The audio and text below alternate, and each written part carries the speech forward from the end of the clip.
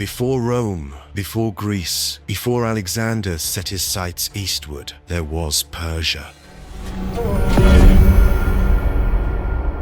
The rise and fall of the Persian Empire. The ancient lands of Persia.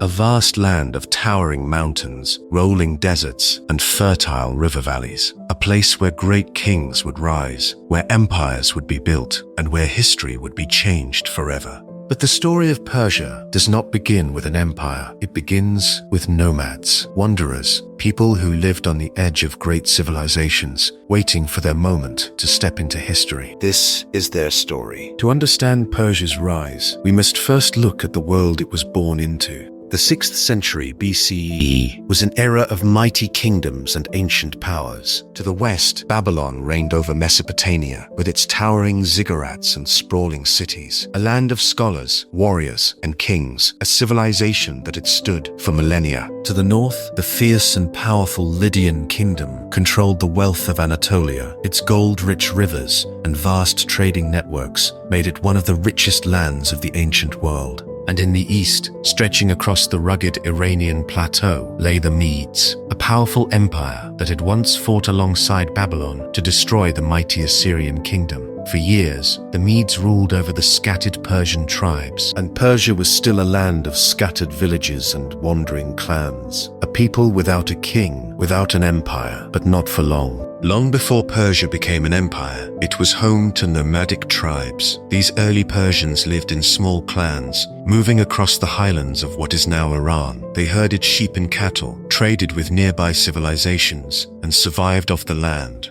Life was harsh. The sun scorched the desert by day, and freezing winds swept the mountains by night. But the Persians were resilient. They were warriors, skilled in horseback riding and archery, traits that would one day make their armies feared across the world. Unlike the settled civilizations of Mesopotamia, where kings ruled from palaces, Persian leaders emerged from among the people. Tribal chiefs and noble families led their clans, passing down traditions, stories, and a fierce desire for independence. But for now, Persia was still in the shadows, under the rule of the Medes. What do we know about these early Persians? Archaeologists have uncovered artifacts, pottery, weapons, and ancient inscriptions that tell the story of a people growing in strength. Their beliefs were deeply spiritual, and their religion, one of the oldest in the world, would shape their empire for centuries to come. It was called Zoroastrianism, a faith centered on the battle between good and evil, light and darkness. It spoke of one great god, Ahura Mazda, and an eternal struggle between truth and deception. This religion would later influence empires, philosophies, and even modern faiths. But in these early days, it was simply a reflection of the Persian spirit, one that believed in destiny, in honor, and in the power of righteousness.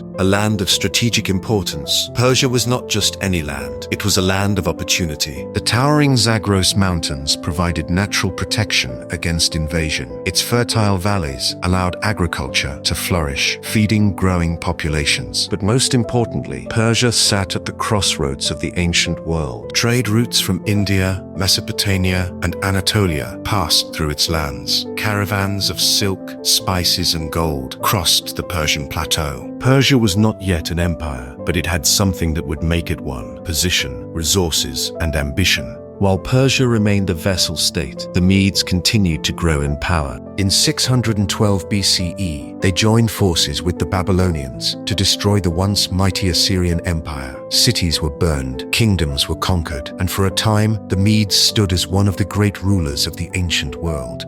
For years, they controlled Persia, keeping its tribes under their rule. Persian leaders paid tribute, served in their armies, and accepted their place as subjects. But all of that was about to change, because in the heart of Persia, a leader was about to rise. A man who would defy the Medes, a man who would rewrite history. A new leader emerges. His name was Cyrus. Born into a noble Persian family, Cyrus was unlike any leader before him. He saw beyond the tribal conflicts, beyond the divisions of his people. He saw something greater. An empire, one that would unite the Persians, challenge the Medes, and reshape the ancient world forever. But how could a small Persian kingdom stand against the mighty Medes?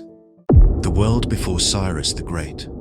Before the rise of Persia, The Near East was a land of mighty empires. Great civilizations, powerful kings, and vast armies clashed for dominance. But beneath the surface of these ancient superpowers, cracks were beginning to form, and in these cracks, a new force was waiting to emerge. In the 6th century BCE, 3 great powers dominated the region. Babylon, the legendary city of the Mesopotamian plains, stood as a beacon of culture, wealth, and power. Under the rule of King Nebuchadnezzar II, Babylon reached its golden age. The Hanging Gardens of Babylon, one of the 7 wonders of the ancient world, was said to be built under his reign. But power comes with enemies. Babylon's rule was harsh. Nebuchadnezzar led campaigns of conquest and exile, including the infamous destruction of Jerusalem and the forced exile of the Jewish people. His successors struggled to maintain the empire. King Nabonidus, the last ruler of Babylon, was seen as unstable and unpopular. Babylon was still mighty, but internally it was fracturing, and when Persia eventually came knocking, many within the city would welcome their new rulers. To the northeast, the Medes ruled over vast lands, stretching across modern-day Iran and beyond. They had been warriors and horsemen, known for their ability to conquer and govern. In 612 BCE, they played a key role in destroying the Assyrian Empire alongside Babylon. Their capital, Ecbatana, was a fortress city, home to a strong king, Astyages. But the Medes had one major problem. They ruled through fear, not unity. Their empire was a patchwork of different tribes and cultures loosely held together. The Persians, once a subject people of the Medes, were growing stronger and more independent. Astyages was powerful, but his grip on his empire was weakening, and the Persians, under the leadership of Cyrus, were ready to seize their moment. To the west, in Anatolia, modern-day Turkey, lay the Lydian kingdom, ruled by King Croesus, a name that would forever be associated with wealth and arrogance. Lydia was one of the richest kingdoms in the ancient world. It controlled massive gold deposits, including the Pactolus River, which was said to flow with gold. Its capital, Sardis, was a thriving hub of commerce and culture. Croesus was confident, believing his kingdom to be invincible. He relied heavily on alliances with the Greeks and his wealth to protect his land. But he underestimated the rising Persian power. So,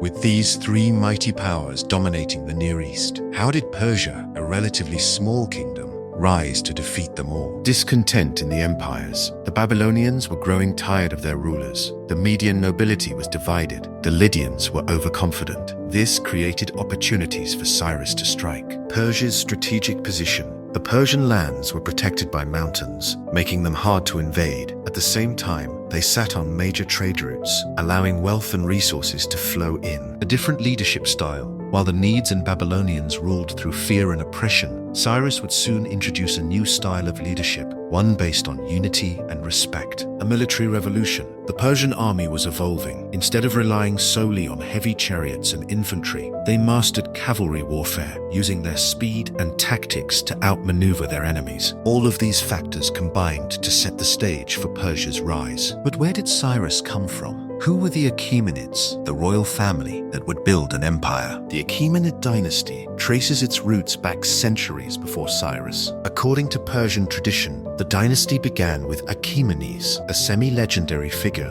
who led the Persians in the distant past. Over time, his descendants became local rulers under the Medes. Cyrus's father, Cambyses I, was a Persian king, but he was still a vassal of the Median Empire. Cyrus was born into nobility, but not into power. To make Persia truly independent, he would have to challenge the very empire that once ruled over his ancestors. The world before Cyrus was one of powerful but declining empires.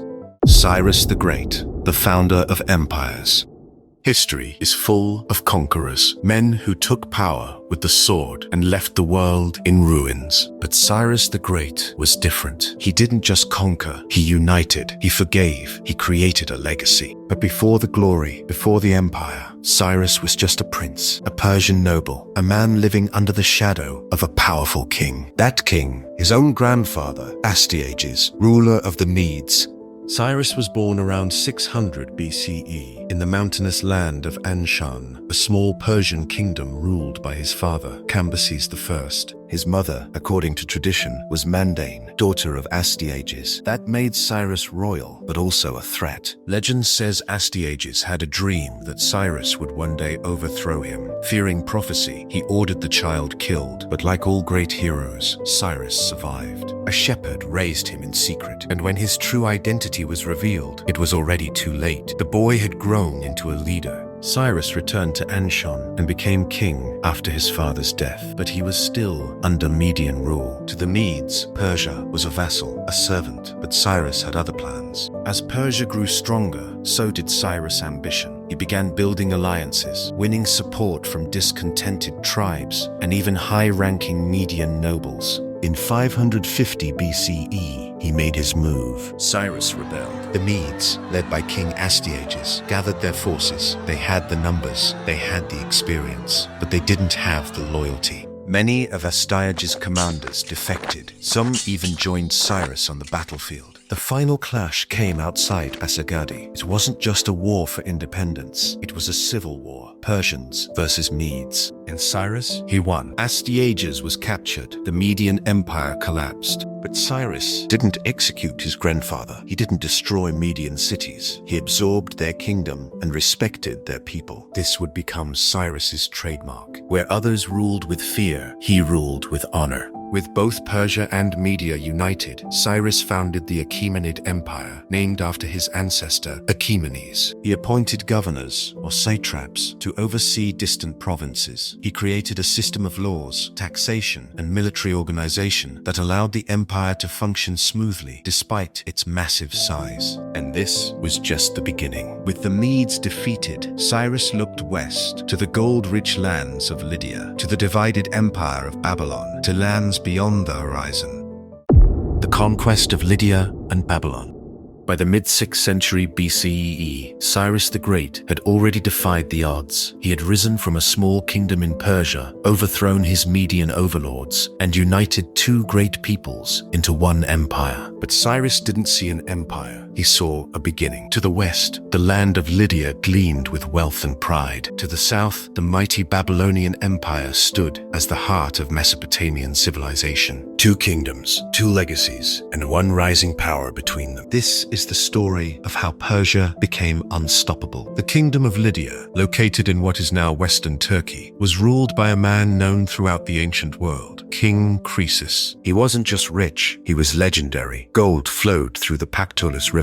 Lydia minted the world's first gold and silver coins. Its capital, Sardis, was a marvel of ancient architecture, filled with treasure, temples, and towering fortifications. Croesus was admired, respected, but above all, he was confident, perhaps too confident. He had heard of Cyrus's victories over the Medes, and instead of negotiating, he mocked the upstart king from the Persian plateau. After all, Lydia had alliances with Egypt, military pacts with Greek city-states, and the wealth to fund any army. What could this Persian king possibly do? Cyrus, as always, acted quickly. In 54-7 BC, while Croesus was still gathering reinforcements, Cyrus launched his invasion of Lydia. His army moved swiftly across rough terrain, catching Croesus completely off guard. A decisive battle was fought. Near the Halys River, Croesus retreated, expecting Cyrus to halt for winter. But Cyrus wasn't a seasonal warrior. He pursued the Lydians all the way back to Sardis. Croesus fortified his capital, believing its walls were impenetrable. He had time, he had supplies. He assumed Cyrus would lay siege until spring. But Cyrus had no intention of waiting. In a bold and unexpected move, Cyrus ordered a surprise winter assault. His troops discovered a vulnerable slope behind the city, so steep the Lydians didn't even bother guarding it. Under the cover of night, Persian soldiers scaled the cliffs and breached Sardis from the rear. The golden city fell. The battle was over. Croesus was captured and brought before Cyrus. Some legends say he was nearly executed by fire until he cried out to the gods, and a sudden rainstorm saved his life. Whether myth or fact, what matters is this: Cyrus spared him. He treated Croesus not as a prisoner, but as a fellow king. Some accounts suggest Croesus Xerxes even became one of his advisors. This wasn't just a military victory, it was a diplomatic masterstroke. Cyrus had defeated a rich and powerful rival and gained the respect of his people. With Lydia absorbed into the empire, Cyrus now controlled one of the wealthiest regions in the known world. He didn't loot the land, he preserved its systems. Trade flourished, and Persian governance began to take root. But Cyrus wasn't done. His eyes turned south to the ancient heart of Mesopotamia, to Babylon, a cradle of civilization, a metropolis of immense cultural and religious significance. Its walls were so thick, chariots could race along the top.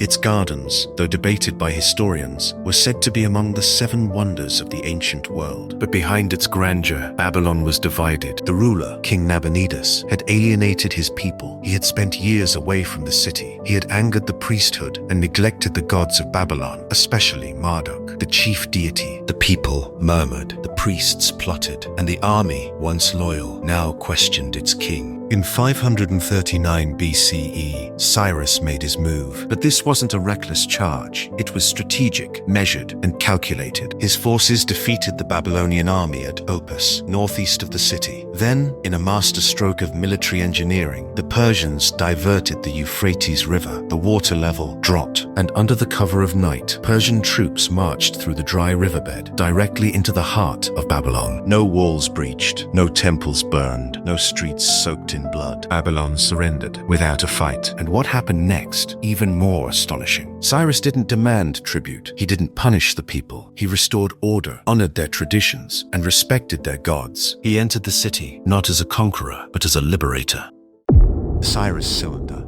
Shortly after the conquest, Cyrus issued a proclamation, not shouted from towers or etched in stone monuments, but inscribed on a humble clay cylinder. Today, we call it the Cyrus Cylinder, and its words changed history. In it, Cyrus declared the right of people to worship freely, the return of exiled peoples to their homelands, the restoration of temples and sacred institutions. Some call it the first human rights declaration in history. In Babylon, after his peaceful entry, Cyrus publicly declared respect for Marduk, the chief Babylonian deity. He restored shrines, reinstated displaced priests, and treated religious leaders not as threats, but as partners in governance. This approach wasn't just good ethics, it was brilliant politics. By respecting the beliefs of others, Cyrus didn't just conquer territory, he won hearts and minds. Perhaps the most famous act of Cyrus's tolerance was his treatment of the Jewish people. After decades of captivity under Babylonian rule, thousands of Jews lived in exile, unable to return to their homeland. Cyrus changed that. He issued a royal decree allowing them to go back to Jerusalem. He didn't stop there. He funded the rebuilding of their temple, returned sacred artifacts, and gave them imperial protection. And to them, Cyrus was a savior. Even the Bible refers to him as a Messiah, a chosen one. To understand how unique Cyrus was, we must compare him to other rulers of the era. The Assyrians, once dominant, were infamous for burning cities and deporting populations. Even the Greeks, who came later, often imposed cultural superiority on others. By this point, Cyrus ruled more territory than anyone before him, from the Aegean Sea to the Zagros Mountains, from the Black Sea to the Persian Gulf, a vast, multicultural empire held together not just by armies, but by tolerance, organization, and vision. This was the height of Cyrus's rule, but not the end of his journey, because true kings don't rest. In his final years, Cyrus turned east toward the steppes and nomadic tribes of Central Asia. There, in a distant and foreign land, he would ride into one last campaign, one last war.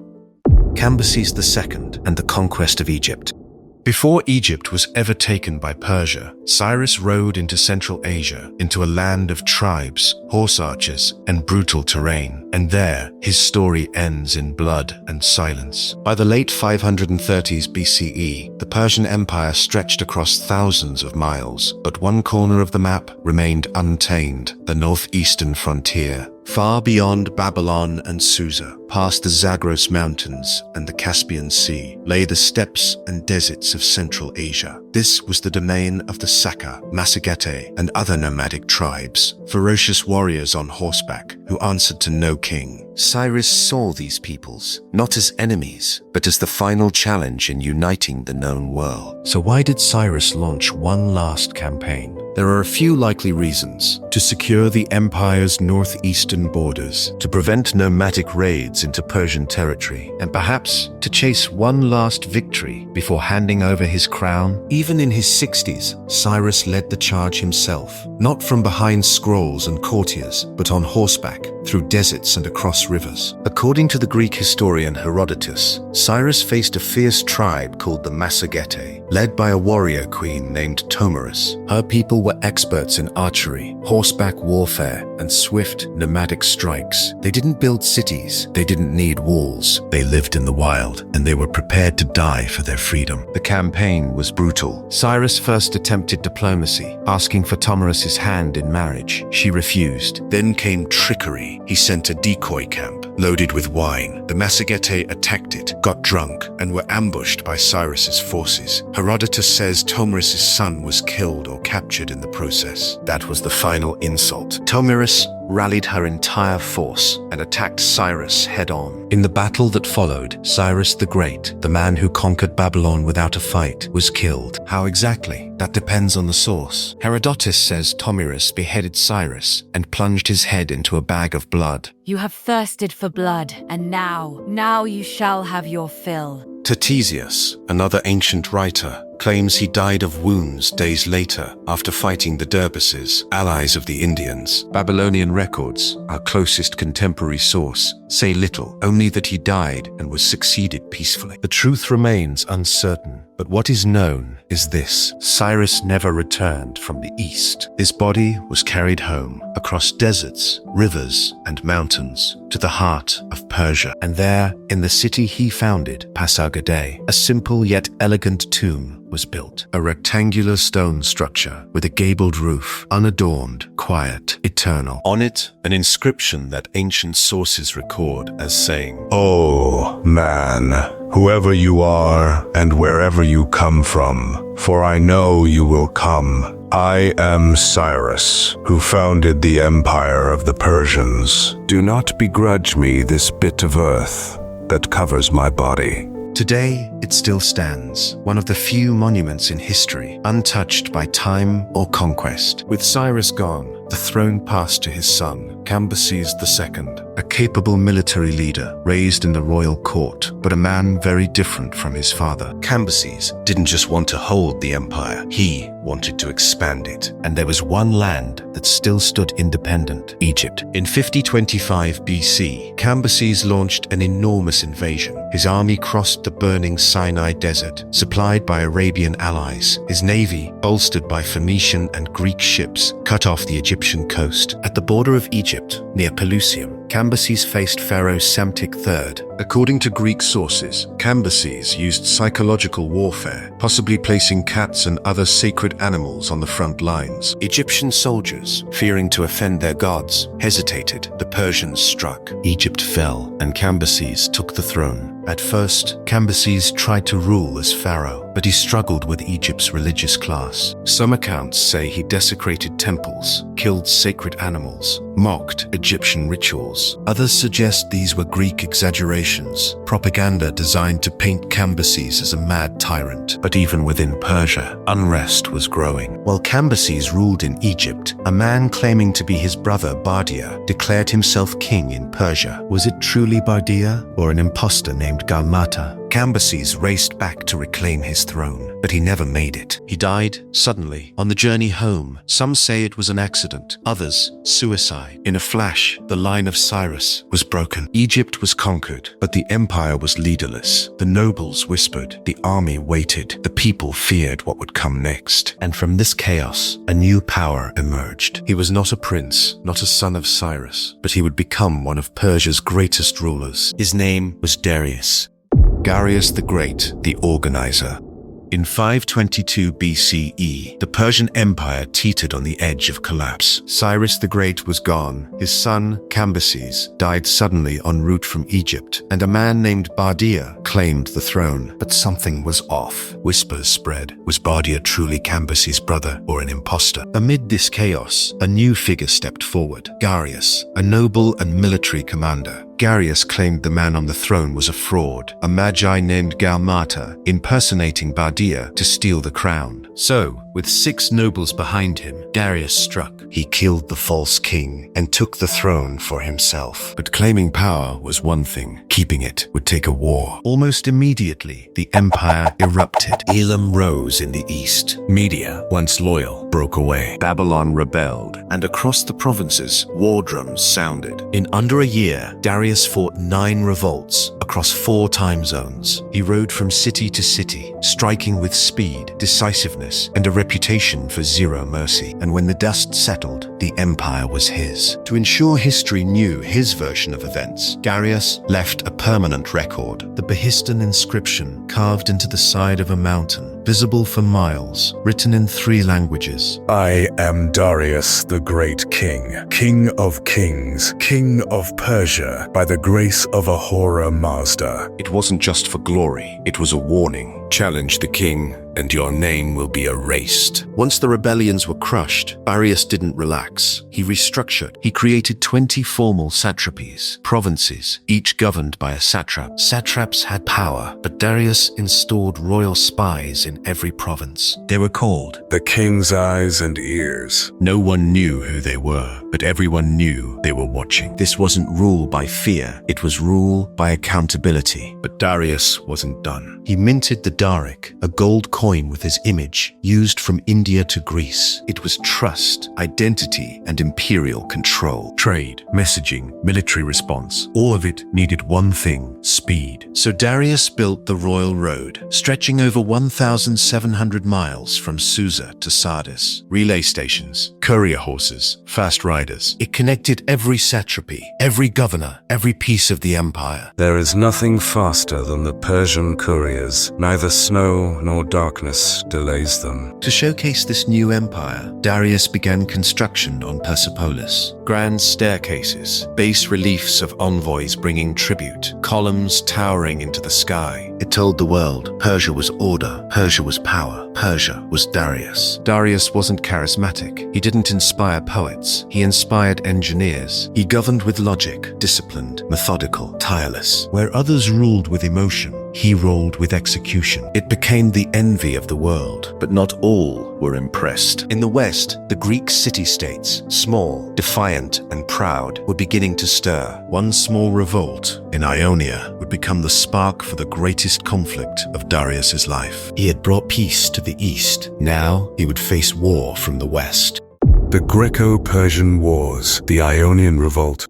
They were supposed to be unbreakable, but in the West, a handful of rebels did what no empire expected. They said no. For decades, the Persian Empire had grown unchecked. Kingdoms fell, cities surrendered, armies vanished. But on the distant edge of empire, in the cities of Ionia, something changed. There, under Persian control, lived Greeks, independent, proud, and restless. And in 499 BCE, they rebelled. Let all the cities burn if it means we stand free. The Ionian cities, led by Aristagoras of Miletus, sparked a revolt that would spread across the Aegean. They were joined by Athens and Eretria, whose ships and soldiers struck deep into Persian territory. They marched to Sardis, a major Persian city, and set it ablaze. The burning of Sardis was not just symbolic. It was a direct message to Darius. The Greeks would not be ruled. The news reached Darius, the great king, who ruled from the Indus to the Aegean, was enraged. To him, this was not merely rebellion, it was treason. He sent armies and ships to the coast. By 494 BCE, the revolt was crushed. Miletus was destroyed, its people enslaved, its culture erased. And yet, Darius remembered not only the rebels, but those who supported them. He would not forget, and he would not forgive. Miletus had once been the jewel of Ionia, a thriving hub of trade, thought, and power. It was the birthplace of philosophy, a city of visionaries and explorers. But when rebellion came, it became the symbol of defiance, and Persia does not forgive defiance. In 494 BCE, Persian forces besieged the city. Its walls fell, its streets were overrun, its people enslaved or executed. The city was leveled, its temples burned, its culture erased from the map. To the Greeks, it was a tragedy. To the Persians, it was a lesson. And across the Greek world, the fall of Miletus would echo as a warning. This is what happens when you rise against the King of Kings. May Ahura Mazda grant me victory over these liars, and protect Persia from the chaos they bring. With the coast secured, Darius prepared for a greater war, not just against rebels, but against the Greek world itself. The empire would expand west. Athenian arrogance would be punished. The next campaign would show the world what happens when a king is crossed. The stage was set, but fate had other plans. Following the suppression of the Ionian revolt, Darius turned his attention toward the west. Athens had supported the rebellion. Eretria had sent ships, and for that they would pay. In 490 BCE, Darius ordered a campaign against Greece, not led by himself, but by his trusted generals Datis and Artaphernes. They crossed the Aegean, they sacked Eretria, and then they landed at Marathon. The Battle of Marathon would become the king's final word to Greece, a warning from the empire, sharp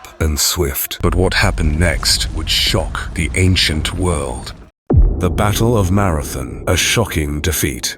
The greatest empire the world had ever seen marched on a small Greek city and lost. In 490th century BC, King Darius sent a message, not in words, but in warships. After the Ionian revolt, Persia sought revenge. Athens and Eretria had dared to defy the King of Kings. Now they would pay. Darius deployed a powerful force across the Aegean Sea. It sacked Eretria, burned it to the ground, its citizens enslaved, its defiance punished. Then the Persian armada set its sights on Marathon, a stretch of land east of Athens, flat, open, and perfect for Persian cavalry, a quiet place to begin the destruction of a democracy. The Athenians knew they were next. The people of Athens turned to their neighbors. Sparta refused to march until the moon was full. Only Plataea, a tiny city-state, answered the call. Together, they stood 11,000 strong against an army more than double their size. They were not professional soldiers. They were farmers, craftsmen, philosophers, but each one a citizen, each one willing to die for his land. In the shadow of Marathon, the Athenians debated, should they wait, should they retreat? But one voice stood out, Miltiades, the general who had seen Persian warfare firsthand. He urged boldness. Strike now, before the Persian cavalry could deploy. Some called it madness, others genius. In the end, the Athenians agreed, better to meet fate on their terms than wait for destruction. At dawn, they ran, across nearly a mile of open field, straight into the wind, straight into a hailstorm of Persian arrows. No one expected it, not even the Persians. The center held firm, the flanks bent inward, and then snapped back like a trap. The Persians broke. They ran. Thousands died on the field. Many more drowned, chased into the sea. The invincible empire had been thrown back by a city. The Persians had lost thousands. Their fleet scattered. Their pride shattered. The world had witnessed something impossible, and Greece had earned more than a victory. It had earned time. Legend says a runner named Theodippides witnessed the battle, then ran from Marathon to Athens, nearly 25 miles, to announce one word, victory, and then collapsed. Whether legend or truth, his story survives in every marathon run today. Better to suffer a moment of loss than allow the world to forget who rules it. For the first time, the King of Kings had failed. Darius had crushed Media, Babylon, Egypt, but here, at the far edge of his reach, he had been stopped. He was furious. furious, humiliated. This was not just a loss, it was a stain on Persian honor. He began to plan again, a new campaign, a greater force, a second strike. But he would never live to see it. In 486 BCE, Darius the Great died. He left behind an empire that stretched from the Indus to the Aegean. But he also left behind a wound, the sting of defeat at Marathon. That wound would not be allowed to heal. His son, Xerxes I, ascended the throne. His mind turned west, to the Greeks, to the insult. Xerxes would not simply avenge Marathon. He would erase the idea that Persia could be defied. Xerxes I and the invasion of Greece. Xerxes I, he was legacy incarnate, grandson of Cyrus the Great, son of Darius the Builder. From his earliest days, he was taught one truth: Persia does not forget. Persia does not forgive. When he ascended the throne in 486 BCE, he inherited a wounded empire stained by the humiliation at Marathon, and he vowed that Greece would not simply be punished, it would be crushed. Xerxes summoned the satraps. From India to Ethiopia, from Babylon to Egypt, they came. Every corner of the empire answered the call. The preparations took years. Roads were widened, canals were dug, bridges were built. Nothing would be left to chance, not this time. When Xerxes marched, he would not march alone. He would march with an army of nations. To reach Greece, the crossing of the Hellespont, the narrow strait between Asia and Europe, he ordered 2 great pontoon bridges built using hundreds of ships lashed together, side by side, planked over with wood and covered in earth. But the first attempt failed. A storm tore the bridges apart. In fury, Xerxes ordered the waters whipped, chains thrown into the sea, and then he rebuilt, bigger, stronger, unbreakable. And so, the greatest army the world had ever seen walked across the sea. Herodotus said they numbered over 2 million. Modern historians doubt that. But what matters is this: it was a force unseen in scale or diversity. Medes in crimson robes, Egyptians with shields of cowhide, Indians armed with bows of cane, Ethiopians with painted bodies and spears tipped with stone. The army of Xerxes was not just Persian, it was the world, marching as one. And at its head rode the King of Kings. Feeding an army of this size was a campaign in itself. Thousands of supply wagons, mobile kitchens, floating grain ships sailing alongside the march. For a single night, the army of nations camped on the shores of Europe. Fires lit the hills like constellations brought to earth. When the dawn broke, the world itself would change. With the crossing complete, Xerxes marched west, into Thrace, into Macedonia, towards the heart of Greece. The cities of Hellas had heard rumors, seen the dust rising over distant hills. But now they knew the storm was no longer coming. The storm had arrived. Thermopylae and the 300 Spartans.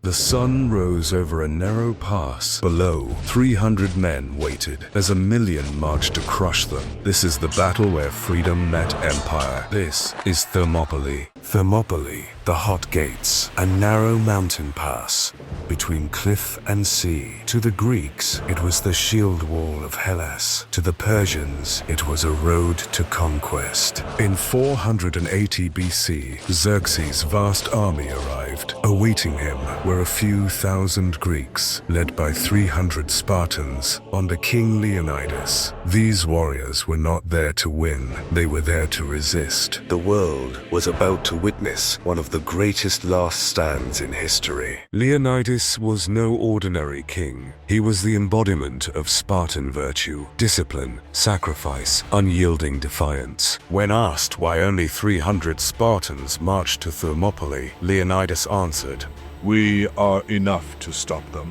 or enough to die trying." With him marched men from Thespia, Thebes, Corinth, and beyond.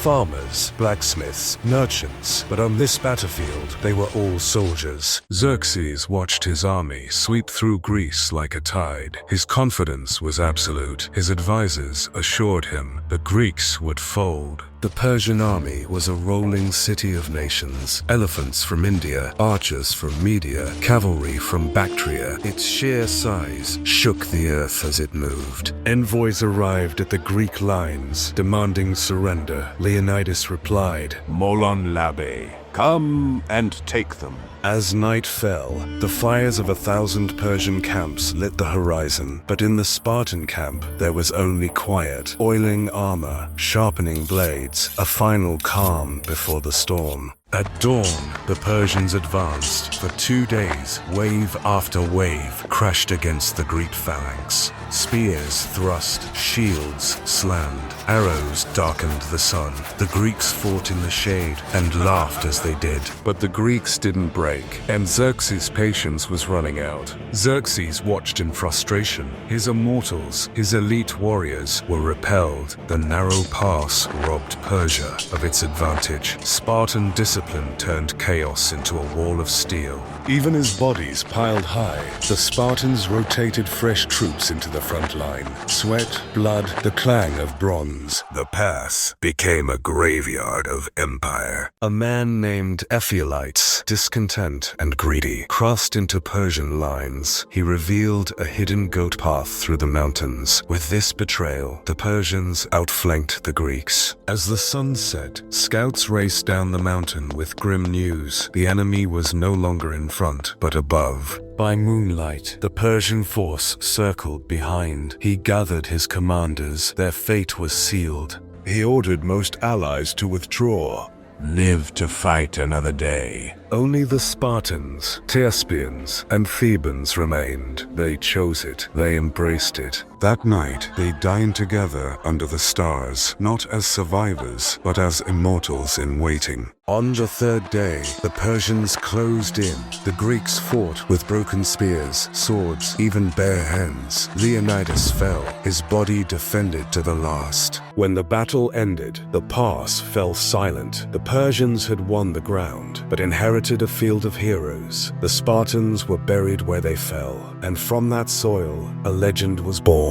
But the cost echoed far beyond the pass. Survivors carried word to the cities. Songs were written, oaths were sworn. The grief of the families turned into a war cry across Greece. The Persian army passed, but they paid in blood. Greece mourned and remembered. A stone at the hot gates reads, Go tell the Spartans, stranger passing by, that here, obedient to their laws, we lie. Thermopylae became more than a battlefield. It became a symbol of resistance, inspiring unity and echoing through centuries. News of the sacrifice spread like wildfire. In Athens, orators rallied the people. In Corinth, warriors sharpened their spears. The legend reached even distant allies, inspiring defiance in the face of empire. Xerxes moved south. Athens waited. The war was far from over. In his war council, murmurs of cost and sacrifice filled the air. Some generals wondered if the price had been too high. Others spoke of glory. Persian officers debated the next target, arguing over strategy and honor.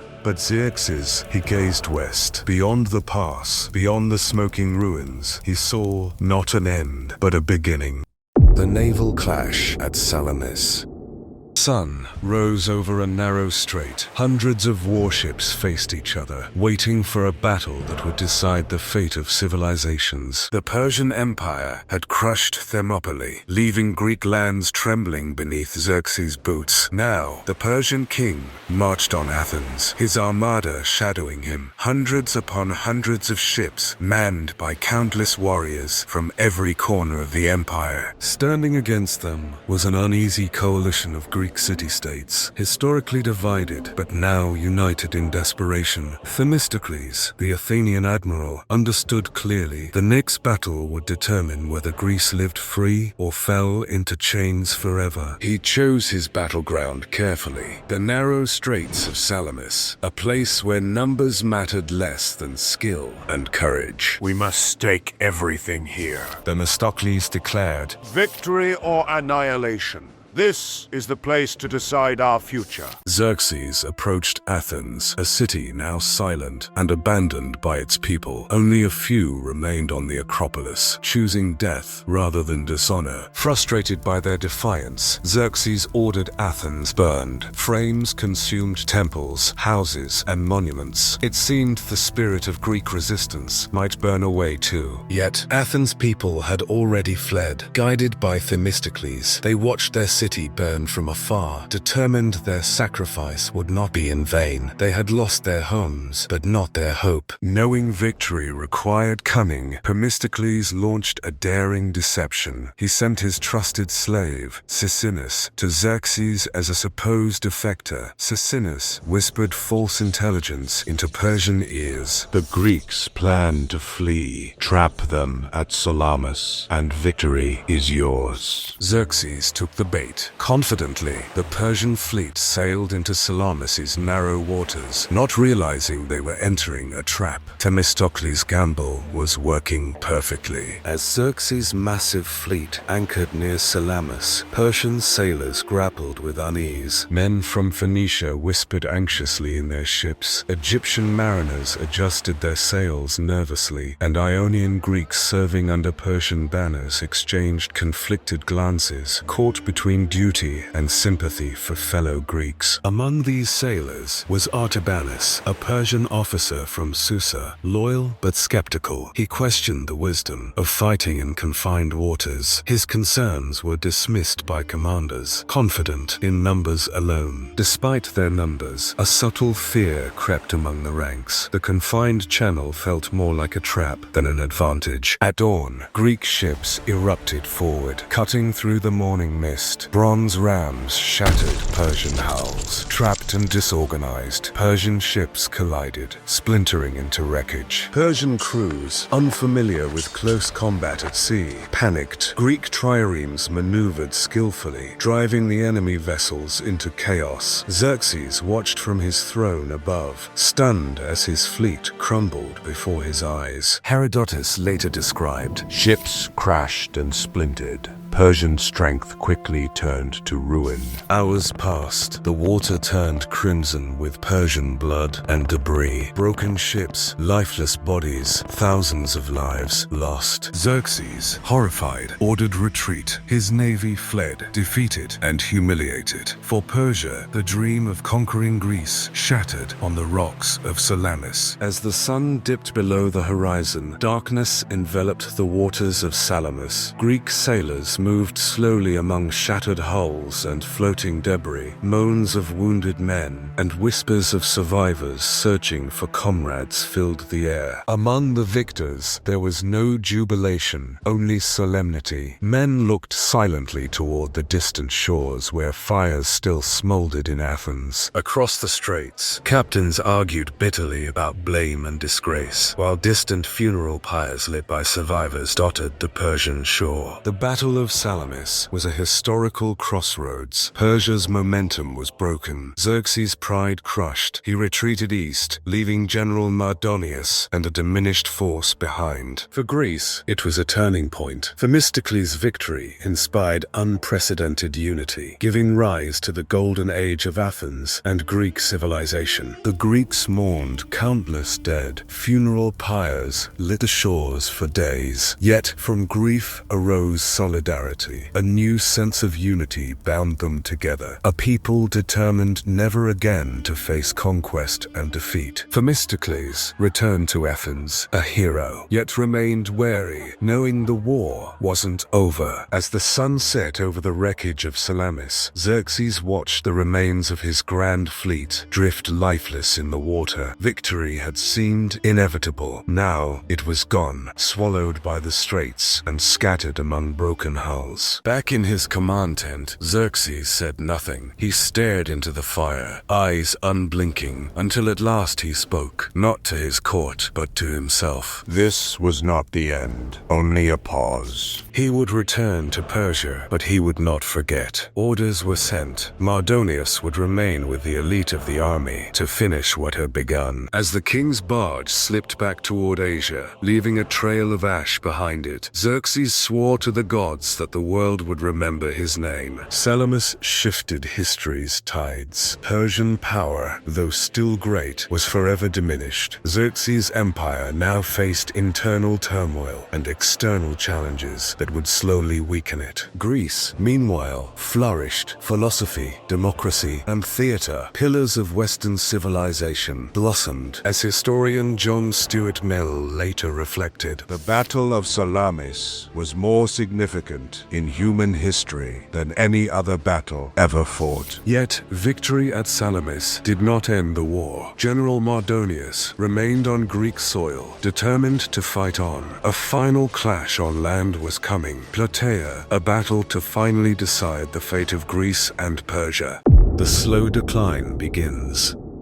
They ruled lands stretching from the Nile to the Indus. Empires trembled at their approach, yet history teaches one undeniable truth. Every great empire carries within it the seeds of its decline. This is the slow, inevitable unraveling of the Persian Empire. In 479 BCE, following the naval defeat at Salamis, Xerxes withdrew to Persia, leaving his general, Mardonius, with a formidable force in Greece. Mardonius regrouped near Plataea, hoping to salvage Persian ambitions. The Battle of Plataea began not with immediate bloodshed, but with an 11-day standoff. Neither side dared attack directly. The Greeks wary of Persian cavalry in the open, the Persians wary of charging a disciplined phalanx uphill. Eventually, Persian cavalry cut Greek supply lines, forcing the Greeks into a chaotic nighttime withdrawal. Seeing their lines fragmented,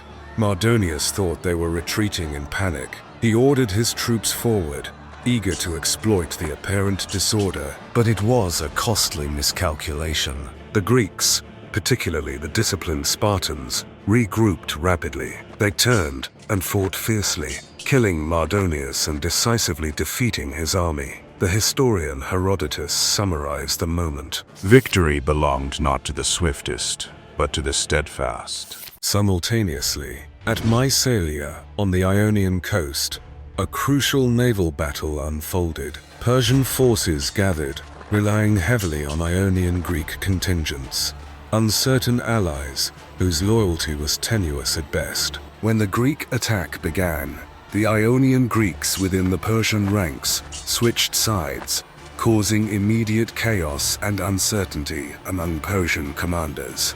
The Persian navy was decisively destroyed, crippling Persian naval supremacy in the Aegean. Mycenae marked the final significant Persian attempt to control Greece directly. The twin defeats at Plataea and Mycenae devastated Xerxes. He returned to Persia, shattered by personal humiliation and loss of prestige. He abandoned dreams of further military conquest, turning instead inward. He devoted himself to constructing grand palaces, gardens, and monuments at Persepolis, impressive structures, yet symbols of retreat rather than victory.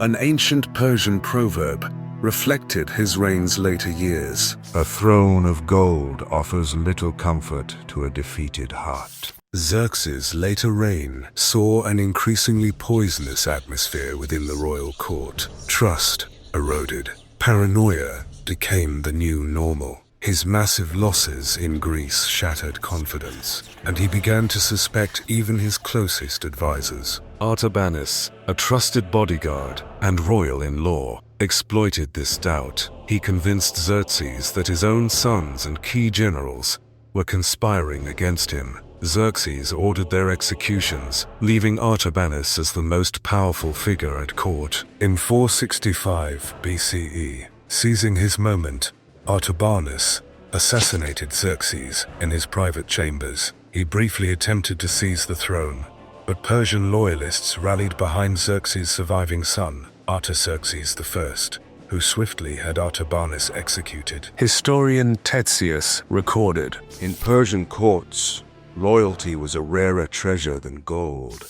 This act marked the beginning of sustained instability at the highest levels of Persian governance. After Xerxes' assassination, the throne passed through a series of increasingly constrained monarchs.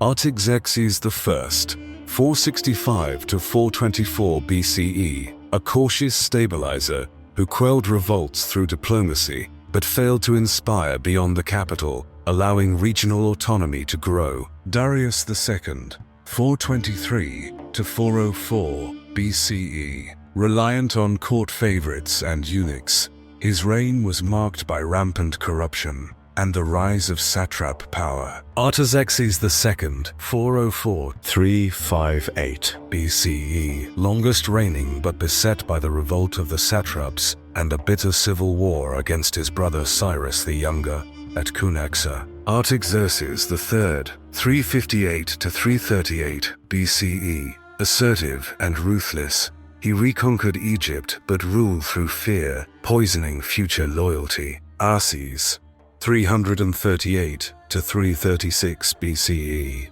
a boy king, installed amid palace plots, he served as a puppet until his assassination. Each ruler struggled to reclaim the unity and strength of Persia's golden age. As central authority weakened, regional governors, satraps, began operating independently. Provinces such as Egypt, Babylon, and Bactria openly rebelled or quietly ignored royal commands. A Babylonian inscription from this turbulent era observed, Royal decrees no longer compel obedience.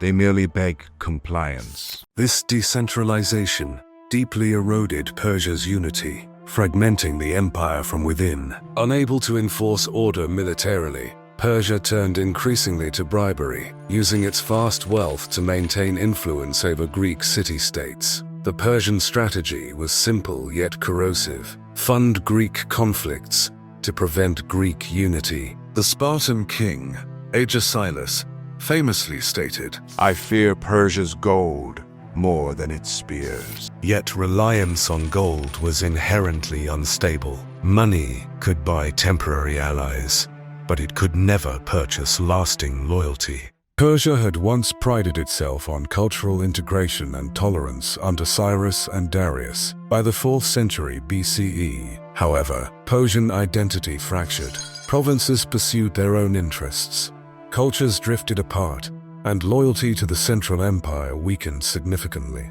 This cultural drift mirrored the political fragmentation, leaving Persia vulnerable and disunited. As Persia declined, Macedon, under Philip II, emerged as a dominant regional power. Philip's son, Alexander, educated by Aristotle, grew up inspired by Persian achievements, but convinced of their vulnerability. Alexander confidently declared, There is nothing impossible to those who dare.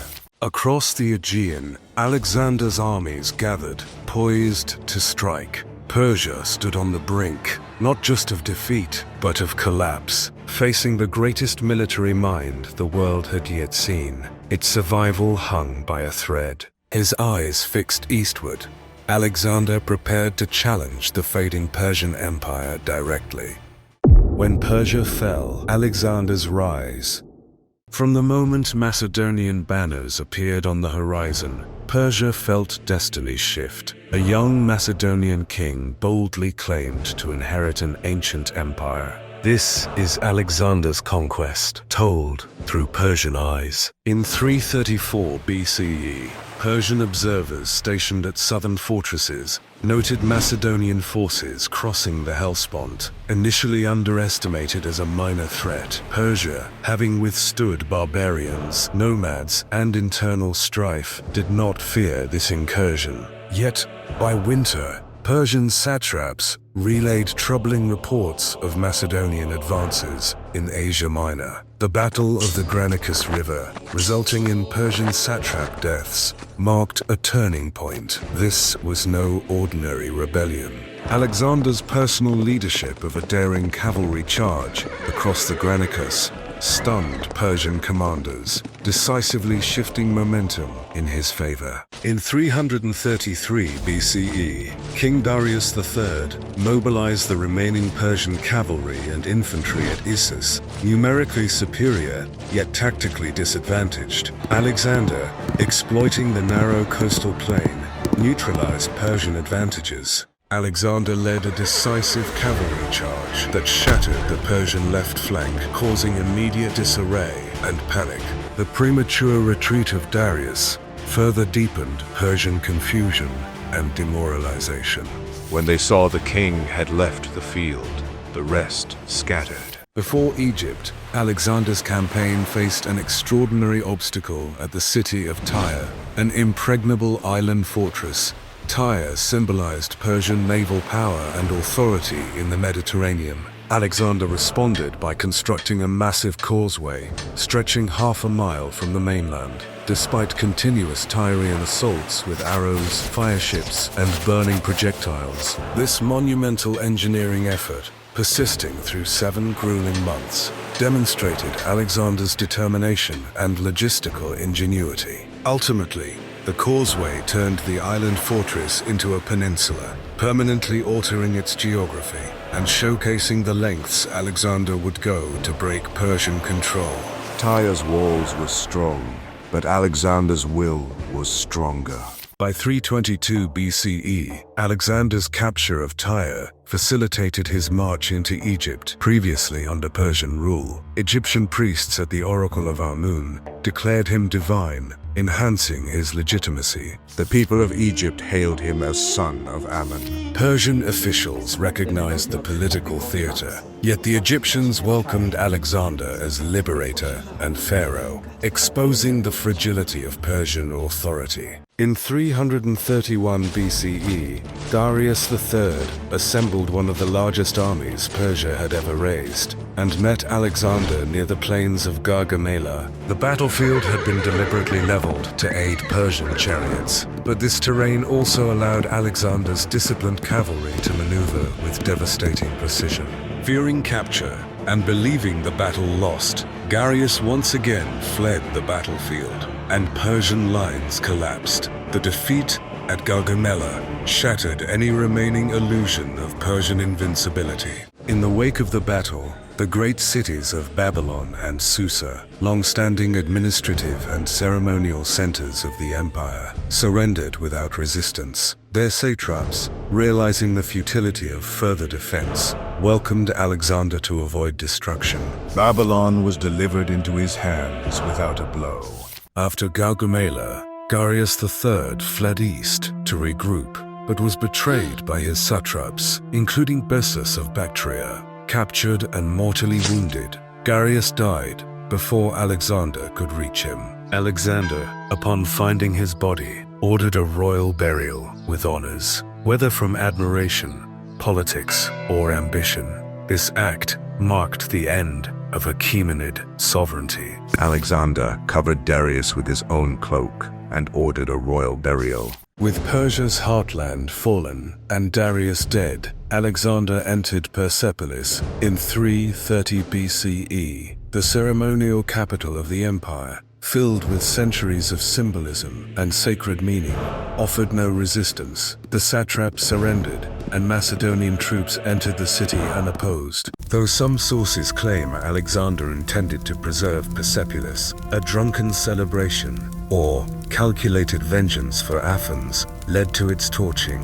The fires consumed not only palaces and temples, but priceless archives that recorded the wisdom and lineage of Persian kings. Following the destruction of Persepolis, Alexander turned eastward, determined to eliminate the last fragments of Persian resistance. Bessus, the satrap who had betrayed Darius, proclaimed himself king in Bactria and rallied remnants of the Persian nobility. Alexander pursued Bessus relentlessly across the rugged lands of Central Asia, despite fierce guerrilla resistance led by Persian commanders like Spitamenes. The Macedonian campaign was brutal and effective. Bessus was eventually captured, tried for regicide, and executed, ending any claim to Achaemenid legitimacy. Alexander continued, campaigning into Sogdiana and beyond, marrying Roxana, a Bactrian noblewoman, to unite his new empire through marriage as well as conquest. In 323 BCE, at the height of his power, Alexander suddenly fell ill in Babylon. After days of worsening symptoms,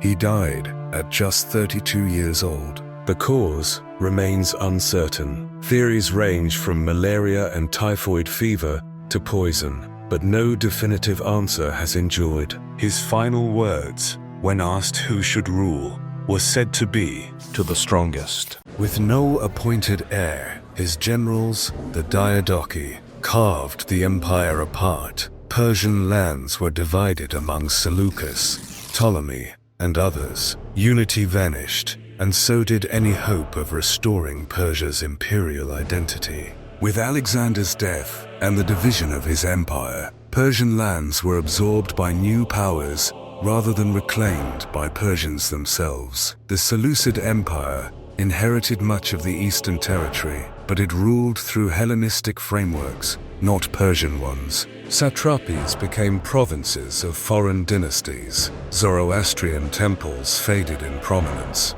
Persian nobility either adapted, vanished, or were reduced to regional lords under Greek control. The political structure forged by Cyrus and Darius had not simply been defeated, it had been dismantled and replaced. Though rebellions flickered in the east, there was no unified Persian revival. The empire, once the largest the world had known, was now history, its memory surviving more in ruins and rituals than in power or sovereignty. Persia's empire fell, yet its essence survived, woven into the fabric of new civilizations arising from its ruins. Though conquest ended Persian rule, it could not erase its foundations, the laws, language, and memory of an empire that shaped the world.